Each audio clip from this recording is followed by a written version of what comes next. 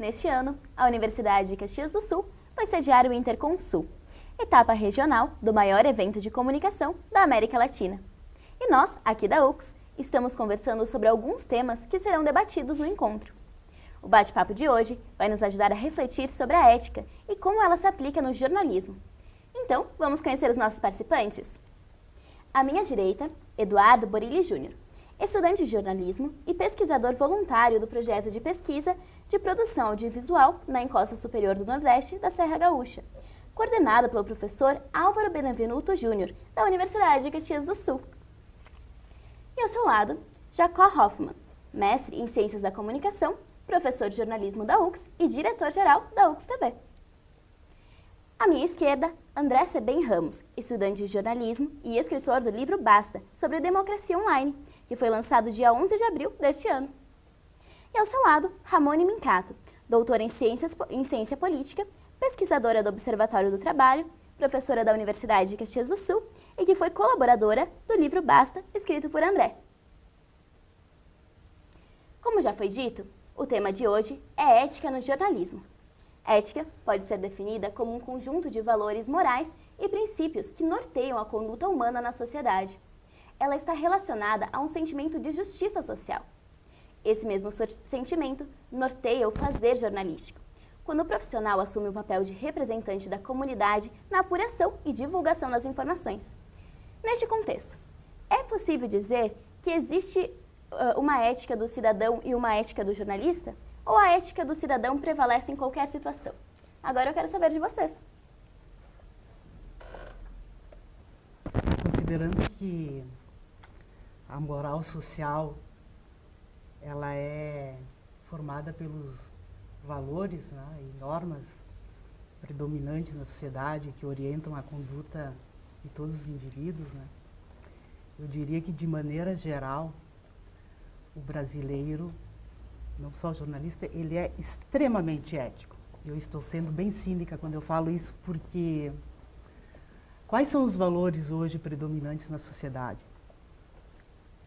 Da prevalência do privado, a desconsideração completa do interesse público, a prevalência do individualismo, do egocentrismo, do narcisismo. Então eu fico me perguntando quais são os valores hoje que orientam a conduta dos indivíduos. Se são esses os valores, então a conduta é ética. O brasileiro é extremamente ético quando ele faz tudo o que faz. Quando ele não respeita o espaço público, quando ele toma aquilo que é público como se fosse seu, como se fosse privado. E quando a sociedade, de maneira geral, aplaude isso, então ela está sendo ética, né? Porque são esses os valores. É sempre a prevalência do indivíduo, do individualismo, sobre o interesse público. E quando eu falo isso, eu não estou confundindo interesse público com estatal, né? Porque o estatal no Brasil ele é privado também. E é só nós olharmos as redes sociais que nós constatamos rapidamente que as pessoas estão preocupadas em saber da vida privada dos outros e não das questões que são de interesse público. Então o brasileiro é ético. Se esses são os valores, uma análise aplicada nos mostra rapidamente que o brasileiro é ético. E agora, com essas observações, qual a opinião de vocês? Acho que podemos puxar para o outro lado também. E se não são esses os valores, há outros valores também que estão, digamos, nessa contradição que nós temos na sociedade. Eu não vejo que a sociedade é totalmente homogênea nesse sentido, professora Ramone. Acho que a sua provocação exatamente considera isso. Se nós considerarmos esse bloco, realmente as coisas estão estabelecidas e praticamente não há saída. Mas nós vemos nas pessoas, nós vemos também em grupos, em organizações, muitas vezes reações a isso e comportamentos extremamente éticos, no sentido de pensar no bem do outro, pensar na coletividade e não pensar somente na predominância que nós temos hoje do individualismo. Eu diria, nós temos muitas contradições andando e que está presente em todos os segmentos da sociedade. E, às vezes, o que nós percebemos é a predominância ou até, digamos assim, o status estabelecido a partir desses contravalores que nós temos, né? porque profundamente, se nós formos pensar, o jornalismo, né? Até você provocava no início, né, Lidiane? É possível, é a ética do cidadão ou é outra ética? Não, eu acho que botar uma contra a outra ou dizer que é tão diferente, não sei se funciona. Evidente que todos nós temos que ter um comportamento que pense no outro, no bem do outro, na justiça e assim por diante. Mas no fazer jornalístico, no específico da profissão, que a gente chama, até que tem um código de ética, e aí poderia ter uma discussão se é uma moral, então não é uma ética. Há questões nesse fazer que são específicas e, como qualquer outro profissional, tem que ser observada, senão você profundamente cai fora do sentido da profissão. E é uma das profissões que ou ela assume uma ética profunda ou não é jornalismo. Ou não é jornalismo. É outra coisa que está se fazendo, são divulgação de ideias, é panfletagem, é simplesmente estar aí autorizando que certas coisas existam. Agora, quando você, no fazer jornalístico, tem alguns princípios e trabalha por eles e norteia o teu trabalho na investigação, na produção textual, sabendo que você tem um compromisso, como dizia o Paulo Freire, de uma segunda alfabetização da sociedade, né? A nossa sociedade precisa realmente estar conhecendo melhor a si mesma, saber ler a realidade. Se você tem esse compromisso, eu creio que está no caminho da ética. Falar de ética é sempre muito complexo, né? É um assunto que ele está implícito em todos os assuntos, em todas as áreas, em todas as atividades. Mas quando a gente fala de jornalismo, nessa linha do professor Jacó, a gente tem que considerar que há um impacto social nessa linha de público-privado que também a professora Ramone traz, né? Porque, querendo ou não, eu não gosto muito de utilizar aquela expressão formador de opinião, acho que isso é um pouco antigo, né? Mas a gente influencia, estando na comunicação, a forma que as pessoas vão pensar a respeito. Os veículos influenciam. A gente vai falar aí de códigos deontológicos, que são o código de ética, por exemplo, como o professor Jacó citou, que teve a última atualização ali em 2007, né? 10 anos sem nenhuma atualização. Então a gente não está falando nada de redes sociais, basicamente, quando a gente fala em código de ética do jornalismo, dos jornalistas brasileiros, né, pela FENAGE. Nós temos também a questão desses códigos deontológicos que são postos tanto em Constituição como leis trabalhistas, até mesmo quando a gente fala de comunicação, jornalismo, fazer jornalístico. E a gente pode considerar, no meio disso tudo, as questões morais, que aqui cabe uma breve distinção, que é a tradição, podemos falar assim, aquela coisa um pouco mais que, ao passar do tempo, ela vai acumulando valores que muitas vezes eles vão meio que perdendo a essência real do valor, que é isso que a professora Ramone às vezes cita, que o valor hoje ele pode considerar a forma de analisar a ética, né? Mas aí eu vejo uma questão um pouco mais moral, talvez a ética seja absoluta, a ética é o que o Leonardo Boff ele cita, né? Que é a questão da bondade, a natureza da bondade, né? E quando a gente fala da moral, ela pode mudar ao longo do tempo. Hoje, falando de cenário político, cenário social brasileiro, a nossa moral ela está numa grave crise ética. Mas não é exclusividade da nossa época, da nossa contemporaneidade. A crise ética ela está implícita desde a época de Platão, né? Não é à toa que quando tinha as ágoras, né, as polis, enfim, todos aqueles conceitos que não cabe aqui entrar, gregos, né?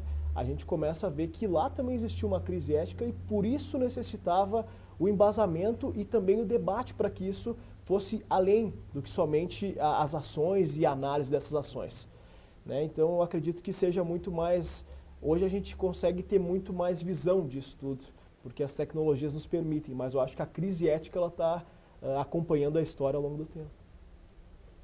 Eu vejo a ética como um conjunto de valores, né, e princípios que a gente toma para decidir em sociedade. E eu concordo com os participantes que realmente as perguntas-chave, né, que sociedade nós queremos, que sociedade que nós devemos ter e que sociedade nós podemos construir. Eu gosto desses 3 verbos para nortear um diálogo ético, né, o querer, o poder e o dever. Do ponto de vista do profissional de comunicação, como ele assume função com impacto, ele assume poder, porque ele tem um aparato tecnológico, ele tem ferramentas, ele tem funções, ele tem acessibilidade, ele acaba expondo o que ele pensa para a sociedade. Então ele tem mais responsabilidade ainda do que aquele que apenas vai consumir a informação. E eu acho que a pergunta-chave é essa: o que nós queremos como sociedade, o que nós podemos fazer hoje para chegar nesse objetivo e o que nós devemos pensar como sociedade. E eu acho que esse é um desafio porque não há concordância, me parece que há um conflito entre visões, as pessoas têm visões diferentes, os interesses são diferenciados e a política se torna um palco para expor esses conflitos. Do ponto de vista, assim, eu vejo da política hoje brasileira, a professora Ramone trouxe aqui uma observação: se os nossos valores são estes que estão sendo perpetuados, né, a propinocracia, os interesses privados tomando conta do público, os próprios legisladores legislando por causa própria, e nós, o cidadão comum, olhando para isso e aparentemente não tendo o que fazer ou não achando um caminho para transformar a realidade, parece que então nós temos, não é nenhuma crise ética, é o padrão ético desse nível, né? A gente está seguindo um nível ético que está indo para uma situação caótica. Agora eu não sei qual seria o caminho para a gente elevar a ética. Não sei se a gente tem que conversar mais, se a gente tem que buscar uma educação filosófica, se a gente tem que expor o que a gente pensa, as nossas sombras, as nossas crenças, porque me parece que está tudo assim uma panela de pressão, está tudo fervendo e o Brasil está chamando muita atenção do mundo, né, por tudo isso que está acontecendo, né, já há muito tempo, desde o macro até o micro. Bom, nós conseguimos fazer uma reflexão inicial a respeito da ética, né, e voltamos para a sociedade brasileira. Então agora vamos um pouco a fundo na questão da profissão. Então é importante nós entendermos como a ética se aplica no dia a dia da profissão de jornalista. Existe um compromisso ético no fazer jornalístico, nas redações e fora delas? Acho que é difícil ter uma resposta pronta diante da multiplicidade de veículos e profissionais que temos, né? Mas, olhando de uma maneira geral, a gente pode ter algumas impressões, né? Algumas percepções que são importantes. Vamos pegar de uma maneira realmente geral, a imprensa brasileira. A gente sente que há compromissos sérios aí dentro que ferem a ética jornalística, né? Isso até o próprio jornalismo reconhece e a própria imprensa reconhece, né? A partir do momento que nós passamos a ter a organização de grandes grupos e, sobretudo, a questão econômica como predominância número 1 e até acima da política, eu diria, André, até acima da política, porque a própria política se submete à questão econômica, aí nós temos problemas. E isso não é apenas num grande grupo. Muitas vezes o pequeno jornal de uma comunidade também está profundamente comprometido com isso. Não pode perder seus anunciantes, não pode fazer uma denúncia porque vai atingir figuras públicas locais e tem uma dependência de anunciantes, né, muito grande, de poucos anunciantes, e ele se sente totalmente ameaçado pela questão econômica. E outros interesses podem estar juntos aí também, né? Então, acho que se tem compromissos muito sérios na imprensa como um todo.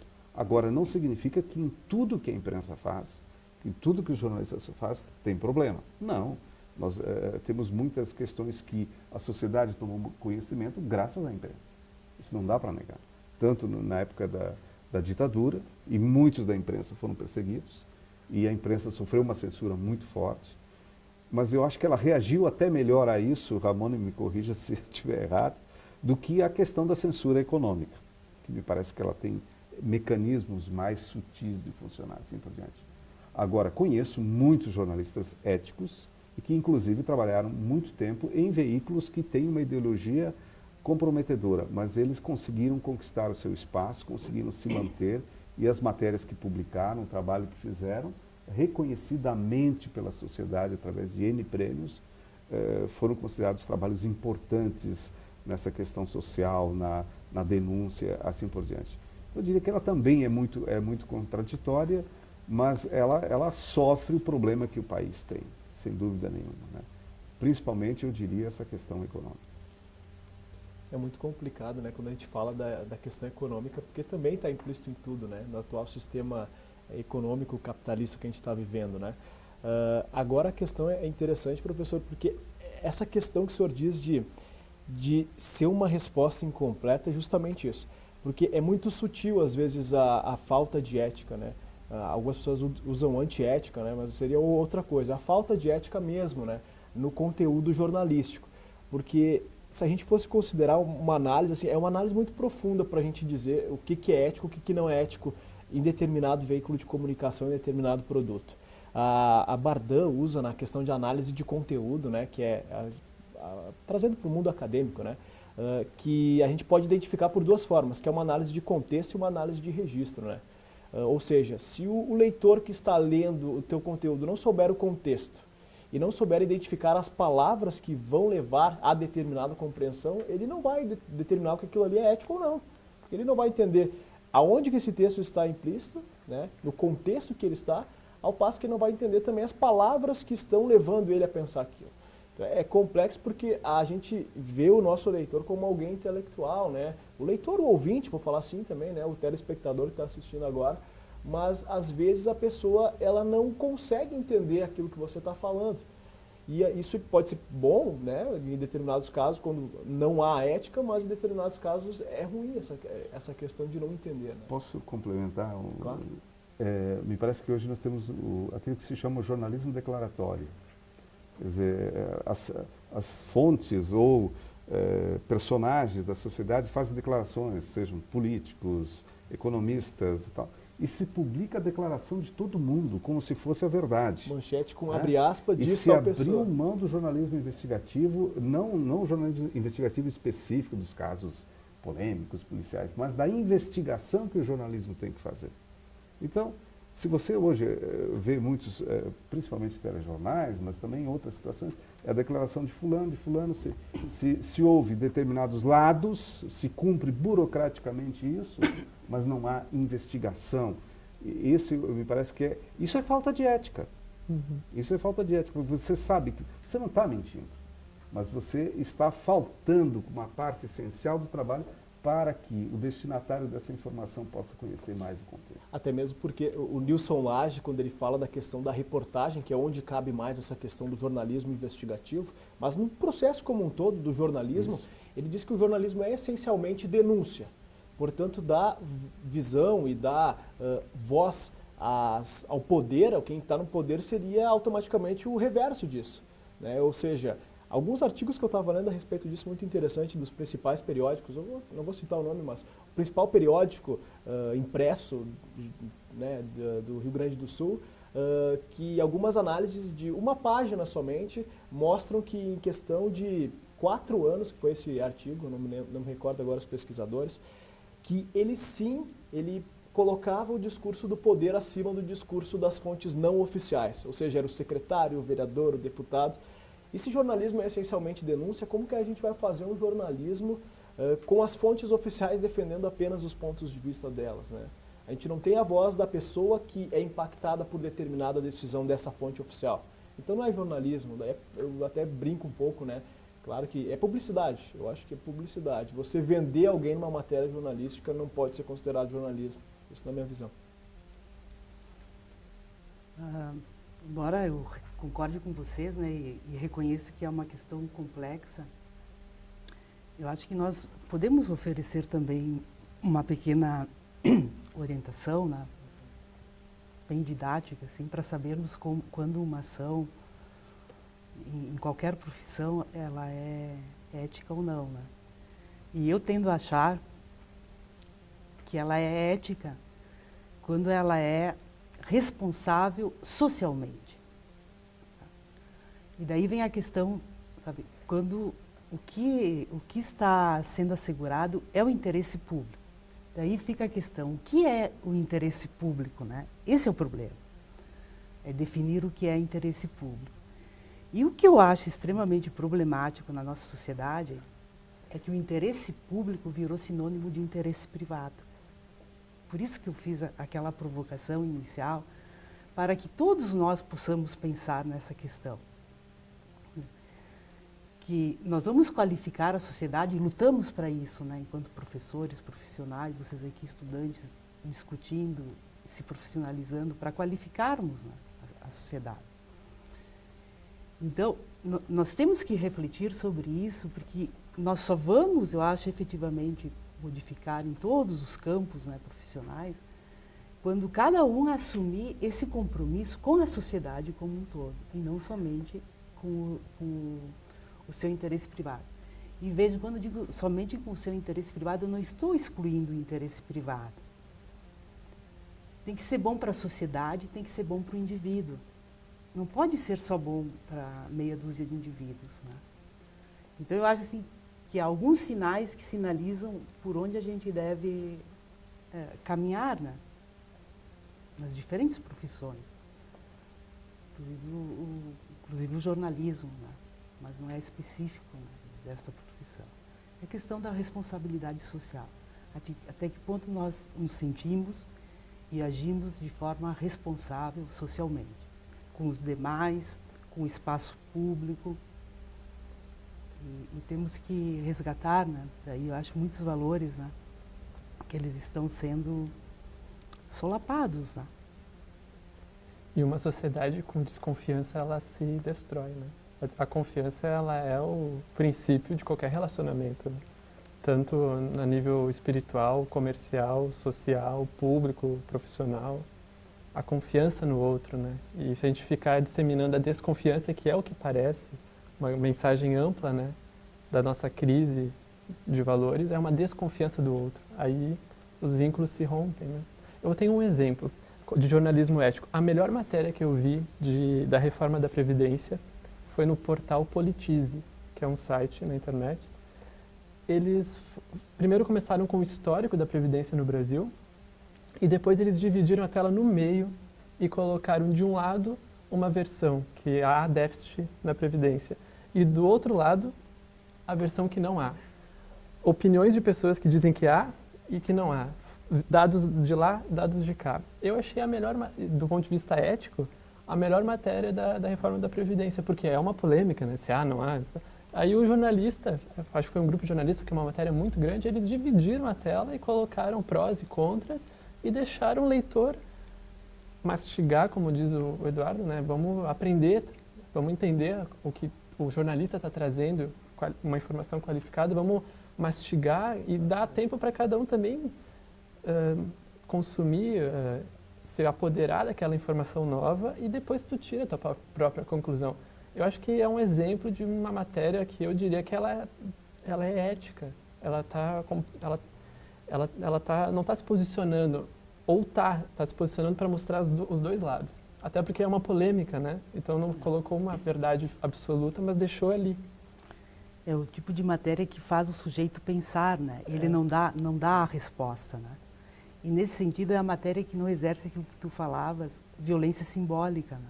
Porque ela não impõe nada, ela não impõe uma versão para o cidadão, né? Ela possibilita que o cidadão reflita e tome a decisão por ele mesmo, né? E às vezes, Ramon, o desafio ético do jornalista, pelo menos no meu pensamento, mas não só, outros autores que trabalham ética, ele reside muito aí.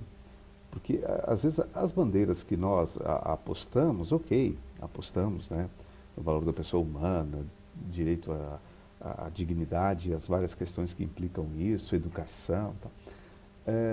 E aquilo que nós também não concordamos, é fácil publicar que não concordamos, os dados estão aí, às vezes a fala de quem é um ator nessa ação, ela mesma já mostra que ele deve ser desprezado.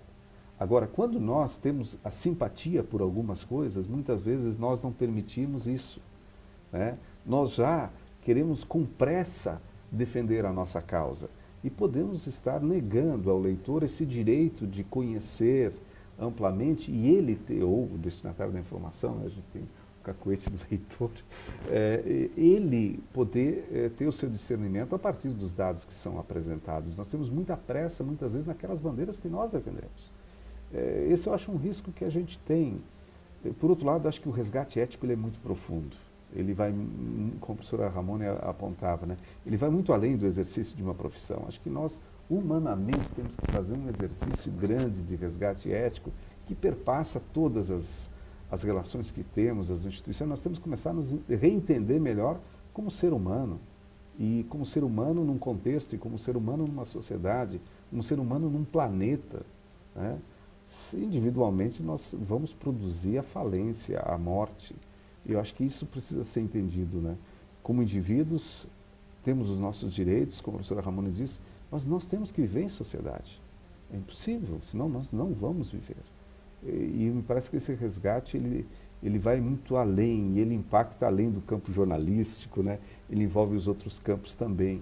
E levaria uma releitura de várias situações que a sociedade vive, né? Desde releitura até de algum sentido religioso, que para mim é o mais sensível, mas também perigoso. Ele teria que ter uma releitura mais ampla, mais aberta. Bom, acho que a gente viu que tem muitas abordagens que a gente poderia usar na questão ética, né? Até mesmo naquilo que o Eduardo falou sobre ter um lado da posição, né? E aquilo que a professora falou da responsabilidade social. Bom, mas agora nós vamos ter que terminar o bate-papo, né? Então eu gostaria de saber de vocês se, diante do cenário atual, ainda é possível acreditar num jornalismo ético e comprometido com a informação de qualidade, visto com todas as observações que fizemos. Será que ainda tem esperança para isso? Eu diria que sim.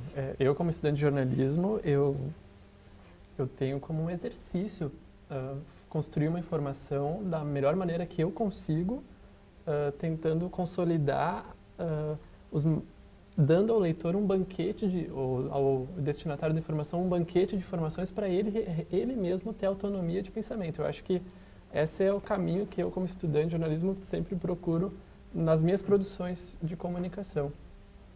A gente tem que acreditar e cabe a nós fazer a nossa parte, que daí vem o outro lado, né?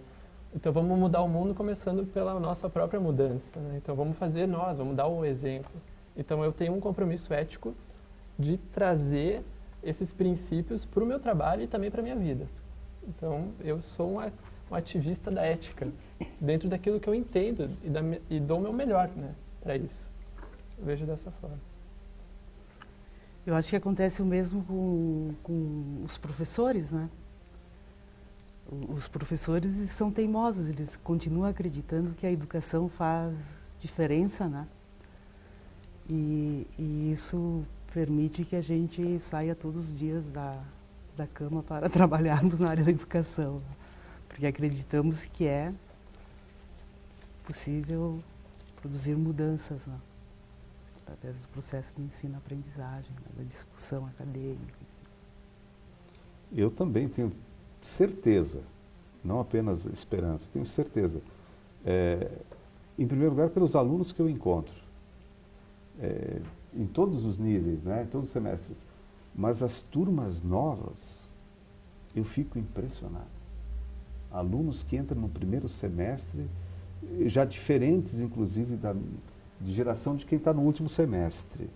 E eu vejo muita coisa boa aí. As novas gerações estão trazendo percepções e realidades que nós ainda não conseguimos entender. E muitas vezes jogamos alguns preconceitos contra essas gerações. Mas eu tenho uma experiência muito grande. E Ramona se renova na sala de aula lá. Haver muita gente com uma vontade, com percepções, com críticas, com muito menos preconceito. Então, acho que nós temos um futuro bom. E vendo outros alunos profissionais e pesquisadores. Vejo muitos pesquisadores empenhados nessa questão ética. Então, poxa, alguma coisa boa vai acontecer, vai transformar. E realmente, eu acho que talvez nós não conseguimos ainda perceber isso de uma maneira mais ampla. Mas não tenho dúvida que o que tem de bom e o que virá realmente nos mostra que o caminho ético não está perdido de forma nenhuma. Pelo contrário, eu acho que vai acontecer um resgate muito grande, só que diferente. E eu ainda não consigo ver tudo também, André. A ética é insistente, né? Então eu acho que dizer que não há um futuro, perder a esperança em relação ao jornalismo ético seria uma falácia, porque senão não estaríamos estudando jornalismo, não estaríamos sendo professores no jornalismo, na comunicação, porque nós estamos na sociedade. Estamos fazendo esse debate. Eu ia dizer isso. Esse debate, né? É uma questão que a gente às vezes quer as respostas imediatas para as coisas, por isso que a gente acaba se desanimando com algumas coisas que a gente vê, que a gente acaba lendo, consumindo como produto, como informação. mas eu acredito que a gente vai plantando as sementinhas ao longo desse caminho e elas vão apenas crescendo, germinando e florescendo. E seria esse o objetivo da ética, assim, sempre colocar um pinguinho d'água lá nessa semente para que ela nunca deixasse de morrer. Porque realmente, falando dos profissionais, dos professores, dos estudantes, dos colegas que a gente começa a ter contato nesse caminho todo, realmente não dá para perder a esperança em relação ao jornalismo ético. Com certeza, essa foi uma discussão inicial e a gente espera que mais pessoas reflitam a respeito da ética, né? E que tenham mais conversas como essa que tivemos hoje, né? Infelizmente, nós vamos chegar ao fim do nosso bate-papo, né? Embora a gente tenha visto que temos muito campo para conversar a respeito disso e que tem muita esperança ainda, né? Porque são sementinhas que estamos plantando. Então, eu gostaria de agradecer a presença aqui do Eduardo, do professor Jacó, da prof. Ramone e do André, aqui no nosso bate-papo. Ainda vamos ter outras conversas sobre comunicação e, com certeza, temos encontro marcado no Interconsul, aqui na UX, em junho. Até lá!